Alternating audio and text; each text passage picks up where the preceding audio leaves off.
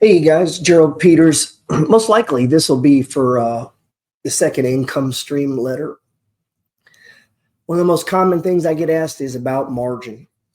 What you have to understand, maybe I'll use this whiteboard to help a little bit, but I'm actually going to go inside some accounts here. What you have to understand about margin is a loan, okay?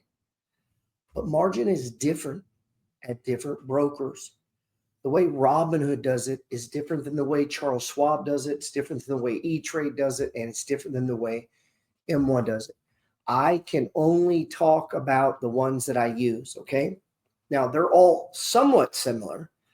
E-Trade margin is for, I would say, people who want to be a little more advanced. I don't know if that's the word. If you said, hey, I want to do this, I want to manage money, my own money, I want to trade, I want to have the ability to leverage or to hedge my account, I want to be able to do some options or day trading, all of that kind of stuff would be an E-Trade. I'm going to try to explain to you the difference between E-Trade margin and M1. The only two brokers I personally use, M1 and E-Trade. Now, whenever I say this, someone will say, but what do you think about Charles? Listen, E-Trade and M1, it's the only ones that I can account for. For crypto, the only one I recommend, the only one I use, the only one I would use is Coinbase. If you use any other, I don't know what to tell you, okay? Those are the ones I trust. And for me, trust is everything. I've been with E-Trade since the beginning, since 1998, I believe. And they've been just fine. There's a lot of little things that bother me here and there. And there's things that like M1 can do that E-Trade can't do. And that's why I got involved with the M1. And I'm going to show you why I got involved with the M1 because of the difference in margin. If you're less sophisticated or don't want to spend much time, watching your portfolio, you're not a trader per se, you don't want to spend time, a lot of time on it, and you want to keep it simple, I think M1 is your play. And I use M1, and I'm going to show you why I use M1, and I use M1 margin. Now, I'm not running a second income stream like I do at E-Trade, okay? E-Trade's the one I show you. E-Trade's the one I show the dividends from. But I'm going to show you here. You know what? Let me, I got to pull up a chart here. Hold on. Or I got to pull up a page. Sorry. Now, let me get back to the home page here. This is me. I've logged into M1. Now, when you first log into M1, okay, yeah, there we are. Cool. All right. So when you first log into M1, you see right here, it says Gerald Peters. I have two accounts. Both have margin. I've tried to do a third. They wouldn't let me. Apparently, it says you could call them, and maybe you could. Now, I'm going to show you, say, why have more than one?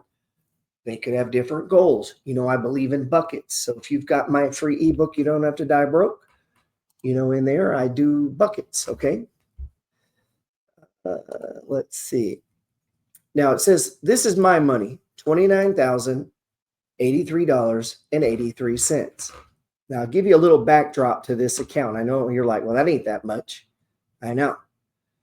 I've only had this for a little over 4 years, and it was an experiment right here. Originally, and you see in this account, I have $33,486. This was an experiment. I wanted to prove that combining the money flow trading system, the strategy, the 4 stages of price movement, adding on a stage 1, trimming on a stage 3, either riding, holding down, hedging, or selling some, or getting out on a stage 4. You could do a lot of different things. It could depend on the account, and that's how I handle it. In a buy and hold, I don't get out on a stage 4. Stage 4 is just an alert to watch, to get ready, so that I can start picking up as soon as it stops dropping. How do I know? It goes stage 1, okay? This is just a systematic way to repeat an ongoing process that over time stocks go up, okay? So I'm just trying to buy at the right time. And if I'm not right, oh well. So you see, in this portfolio, I have $33,000.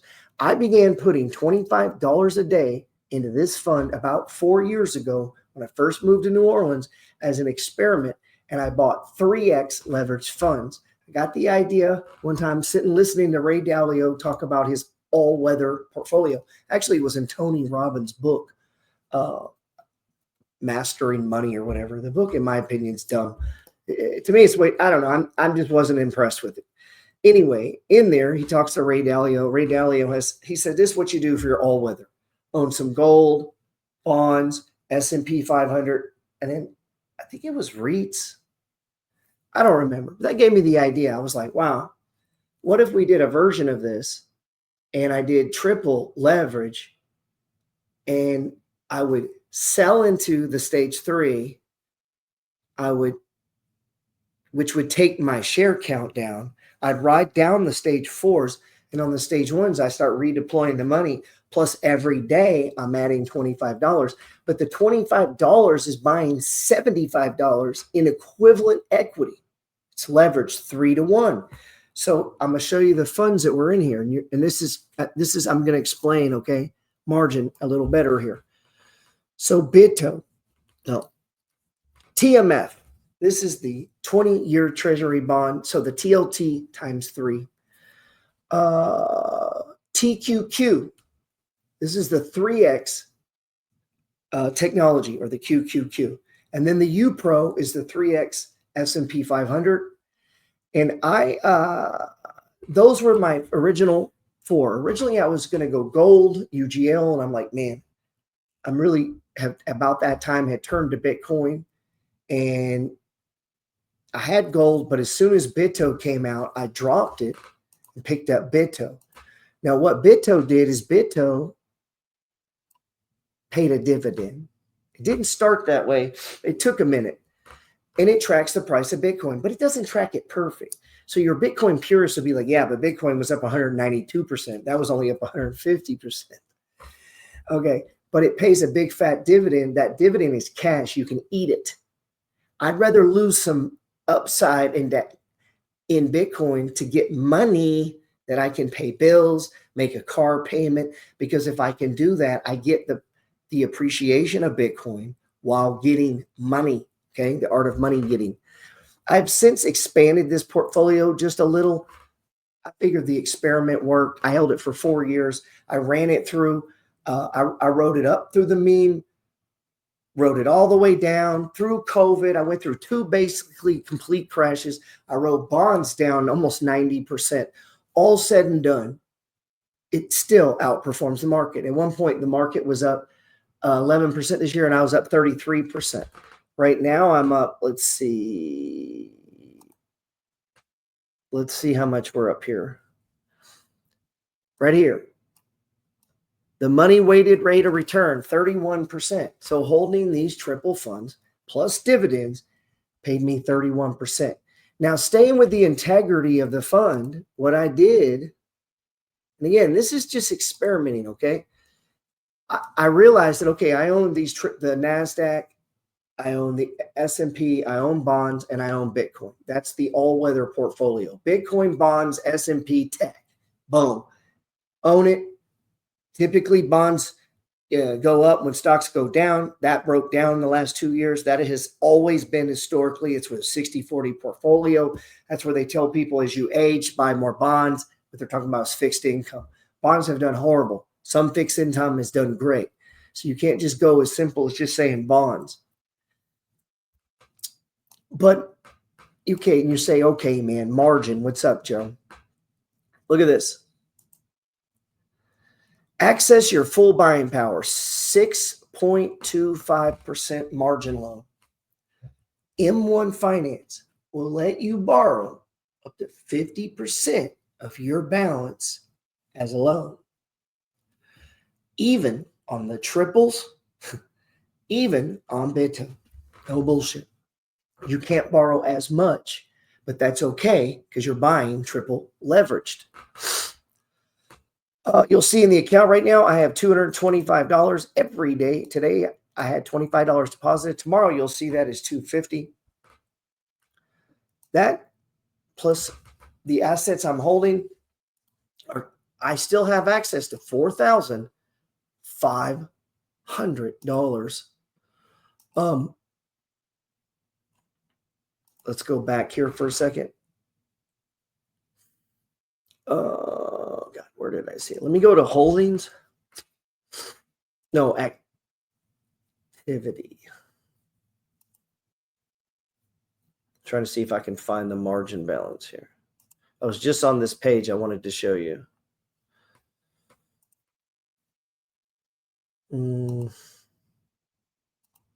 Hold on, give me a second here.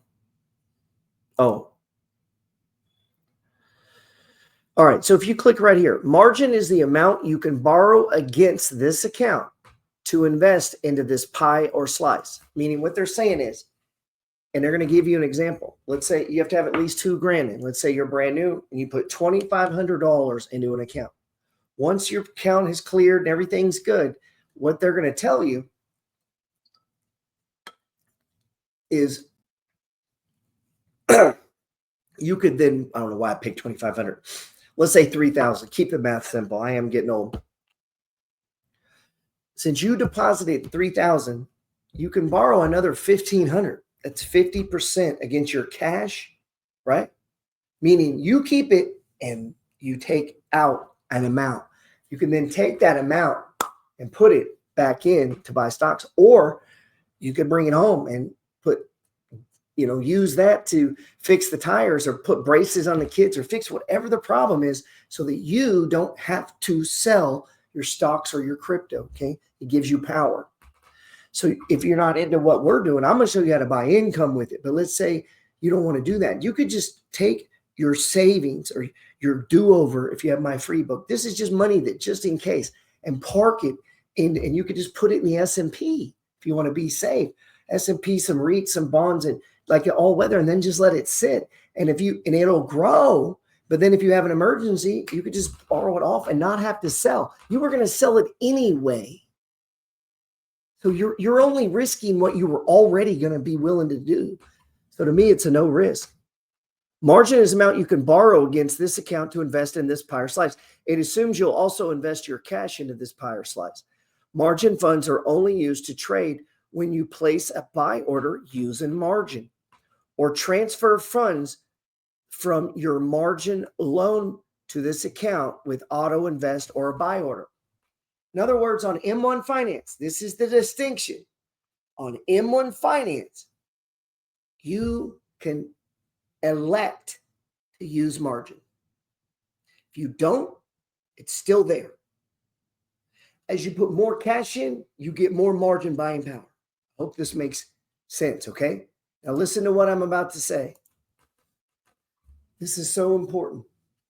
With E-Trade, it is not like that. Every dollar you cannot choose. Every dollar activates immediately. You are always on margin. You can't pay down the margin. At M1, you can target just the margin and pay back the margin.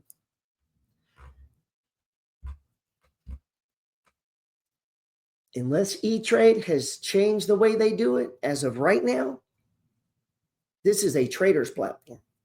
You stay on margin. The only way to get off of margin is to sell the shares you have on margin. The net effect is get out of the position, okay? You can't just send a bunch of money over and it pays off the margin. Now, it seems like they would have a way to do that, and maybe, I don't know, maybe you can call them. Maybe you can say, hey, I want to buy all the shares I have. I don't want to sell them. Because when you purchase the shares, it automatically buys on margin. So if you buy $1,000 of, say, CLM, and we're going to read this, has a minimum maintenance margin requirement, meaning you have to have that fucking money in your account. 30%. You only put up 30%. Means $1 can easily buy $3. So when you buy the 1,000, you're automatically buying the $3. So only a portion of that money is yours. So you may spend 1,000 buying shares and you'll see your balance drop by 300. $300 came off your balance. You'll see it. You'll see the difference. It'll say you're available to withdraw. You're available to purchase. You're available to use. You'll see it drop by the maintenance margin requirement of what you're buying. Sometimes, and with some accounts, their maintenance margin is different to purchase than to hold, right? Meaning you don't need as much to buy it. You need more to buy it. You need at least 50%. But to hold it overnight and for days on end, you only need 30, okay? And you're going to see that. You shouldn't even be worrying about that. You shouldn't be that damn close, because if you get to fucking zero, you're going to get a margin call. We're going to talk about that here, right here. Available margin can change based on your balance. The margin requirement for your current investments and the ones you're buying, securities with elevated margin requirements can decrease this amount. Did you know you can also withdraw cash from your margin loan to pay for anything? Now we're going to talk about that right here. How do margin loans work? Oh, here we go. Sorry. How do margin loans work? To be eligible to take an M1 margin loan, you need to have at least $2,000 invested. Now, this is M1. They do margin different than E-Trade. So go and read. You're not going to understand it the first fucking time you read it. It feels like a little bit of a circle play, okay? Just stay with it. Put in enough money you're comfortable. Watch it. It changes. Some of them do it at nighttime, require less than during the daytime. That's common in futures and other shit, right? Some of them, they change. So CLM may have a 30% maintenance margin. I mean, the shares you own, the value of those shares, you need to, at all times, have in your account 30% of that balance to maintain it. You don't need to calculate this. It's going to show you right on there. It's not even going to let you buy more than you can, okay? Don't overthink this. And we're always never going to buy all we can. We need to leave a big fat cushion. As you collect dividends, you can buy more. As you add money, you can buy more. So we're in a constant state of drip buying to buy more.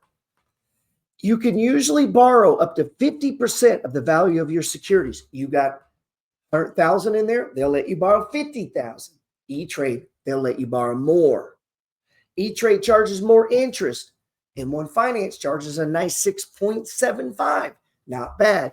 Meaning if you had 100K invested in CLM and it's making you, say, making you $1,400, $1,500 a month, right? That's hundreds of dollars a week.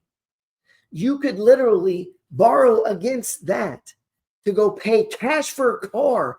And then instead of making a fucking car payment to a dealer or to a hard money lender, you pay yourself back. And every time you make a payment, you get a little bit more margin that you could add to fucking CLM. This stuff blows my mind. People don't think about it. Not all securities can be used as collateral margin loan. Some of them are considered high risk. They won't let you use it. And that can change. I have M1. You can buy Bito, 50% margin. You can, E-Trade, 100%. Doesn't let you do it. Repayment. Margin loans give you more repayment flexibility compared to some fixed term like personal loans and mortgages. You can repay a margin loan balance when it works for you, except in a margin call.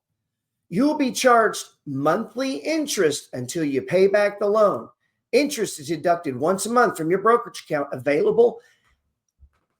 from your available cash balance. If there's not enough, they're going to take it from your margin. If there's not enough margin, they're going to sell some shit. They're getting their money. And they're not going to let you sell out of it without paying them back. So this is guaranteed loan. That's why you get such a good rate. Watch this now. Activity.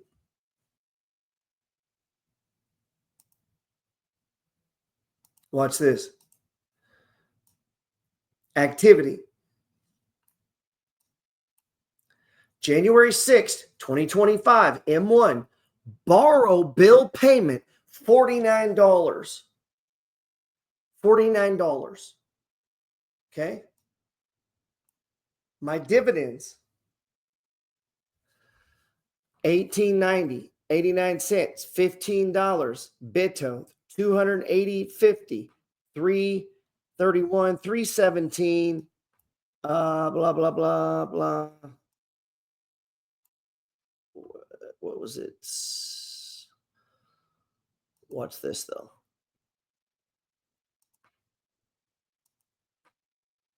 Average monthly income. Now this is being dragged because as it grows, there's a drag, right? Because it's doing average, but it's average in the last 12 months. So 12 months ago, you didn't have as much in the account. So right now, what does that say? $716. $716. Let's try it. Now, and again, this is low. It's usually more like 800 and something. But look, okay, 800. And what was my cost? Monthly cost. Minus $49.04. $667 positive cash flow for borrowing that money. Now, let's go look over here on borrow. Click borrow. The value right here, the value of your investments would have to drop 38% to face a margin call. My account would need to drop by $12,939. Now, these are triple leveraged, so that could happen fast. Now, bonds do what the fuck they're supposed to do. They should go up when that happens. That helps keep me from a margin call. So do dividends. Dividends just hit in cash. When those dividends hit cash, my access to margin increases. When that happens, it moves over into the green. I let that go a minute. I'm adding 25 a day. That builds up. I hit it. I buy more. For every $49 in interest, I can buy 666. I'll round it down. Let's say $700 in cash flow. 49,700. 49,700. Okay. See how that worked? Here's a smaller one I do called the $10 a day. Let me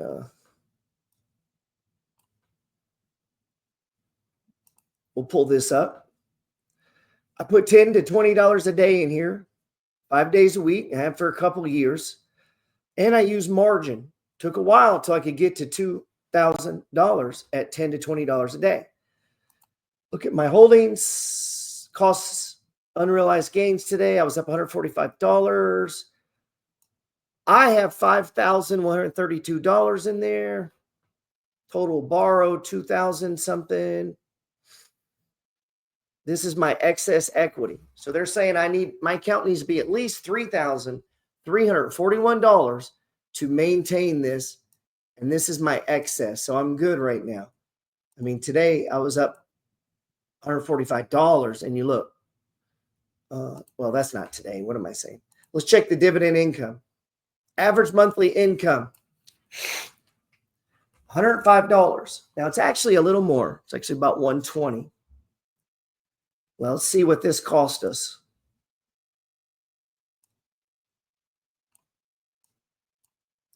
$13.32. So I'm going to say 120 minus $13.32. It's $106 for every $13. For every $120 I borrow, it costs me. Well, that's not a good way to state it. For every $120 in income I buy, it costs me $13 in interest. And if you look, let's go down to borrow.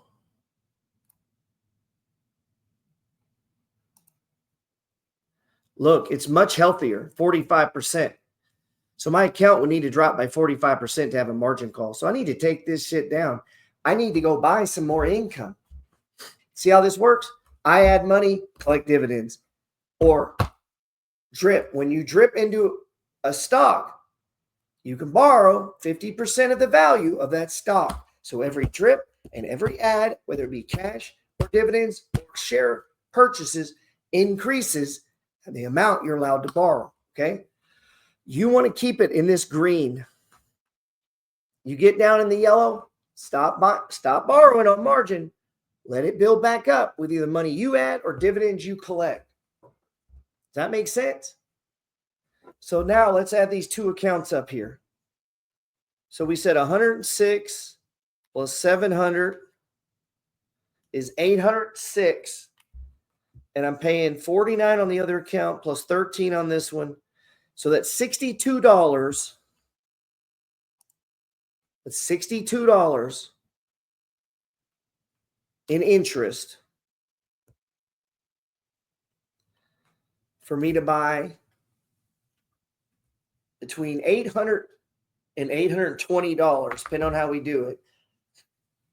I don't feel good rounding down because I know it's higher, but I don't know the exact high. It's been coming up every month, but we'll keep it simple. Basically, $68 for every $800. That's actually gone up to what it was. So it's actually starting to come down. There could be a point where it's like, man, is this worth the risk? Because when you get paid the $800, you can just pay it to the loan if you want it. 10 months, that money's mine. But right now, I'm trying to grow, baby. I'm going to push it. I ain't even worried about that, man. I need to get that shit much, much higher. Much, much higher. Okay, I'm trying to, right now, I got 150 something thousand in the second income stream that I'm showing publicly. I got more than I'm not showing publicly, but that I'm showing publicly. And I'm also taking some swing trades in there to offset erosion. Right now, it's not working very well. Dow's been coming down. And some of those stocks are so undervalued, man. I don't even want to cut them. I'm doing B&B trades with them. They pay a dividend. Shit like Merck, Hershey, Kraft, Kellogg's, Campbell's. I'll pick those up in the second income stream. If they're undervalued, below the 200, I'm going to collect some dividends and I'm going to run up. I'm going to catch some alpha. We're going to make some income. And that helps offset erosion that you're going to see in these super high yield funds that we have going on in the second income stream. Hey, that was just a little rundown of life inside of M1 Finance. Those accounts that I showed you were predating me putting together the second income stream strategy as I have now. I've been working on that the last 2 years. Really, the spark for the idea started before then in a different closed-end fund, but now with the advent of Defiant and YieldMax, and honestly discovering more and more stocks that paid at the NAV.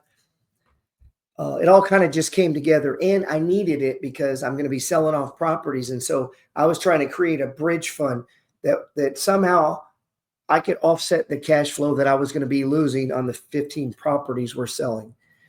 And then as I began to run it through the system, I realized I'm going to 3x the cash flow. Every house I sell, if it's making 400 cash flow, that's after mortgage, taxes, interest, and all the worrying, it was going to generate 1,200. I'm going to do that 15 times. And it blew my mind. And then I was like, wow, maybe on a part of that, what if I leveraged it? And so, I was like, wow, I was mapping out ways to 50,000 a month. And it's like, wow, that's pushing it on the risk end. But, you need to take some risks, man. You don't go, this ain't grandma's retirement. This ain't your head. This is not what I'm showing you here. Guys, this is not investing. This is not a 401k. I wouldn't think of it that way. There are unknowns. The way I would look at it, it is a well, it is a drip, it is a business, it is a side hustle. You got this thing over here. So when you have a rental property, it's making XYZ. You got a 401k that's making XYZ. You have where people go bad is they get it and they just go all in and hope it works. Don't do that. Build it up. Give it time. Man, just put in your own money. Shit, if anything, stop putting money in other things. And I'd much rather you stop putting money in retirement than cash in your retirement. Does that make sense? Like, don't do no dumb shit like that. Don't take tax hits like that. Let that do its thing. But for a time in a season, yeah, I would put all my focus on a new thing. That's how I did Bitcoin. Everything went into Bitcoin for like 6 months, just everything. I stopped everything else and built up a big enough position that it could make a difference in my life. And that's what you should do on the second income stream. I hope you enjoyed this video. Appreciate you being a subscriber, and give it time. You're not going to understand this overnight. It's going to take months and months and months. Relax. I use both M1 and E-Trade. I think E-Trade is better if someone wants to be more serious, trying to be more active. You're using charts. You're in the MFG. You kind of know what's up. That's a good one. If you're not up, don't think you're going to have time to follow that closely. You're trying to create a more simplified version, and you might want to use that money for something else, and you want to be able to pay off the margin immediately. M1 is your play. I use both. They both have a different purpose, and they also, some of the different stocks have different margin requirements. So, hey guys, I hope that helps. Peace. Let me know, man.